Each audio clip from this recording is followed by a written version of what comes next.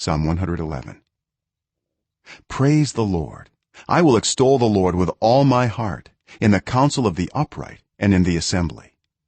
Great are the works of the Lord, they are pondered by all who delight in them. Glorious and majestic are his deeds, and his righteousness endures forever. He has caused his wonders to be remembered. The Lord is gracious and compassionate. He provides food for those who fear him. He remembers his covenant forever.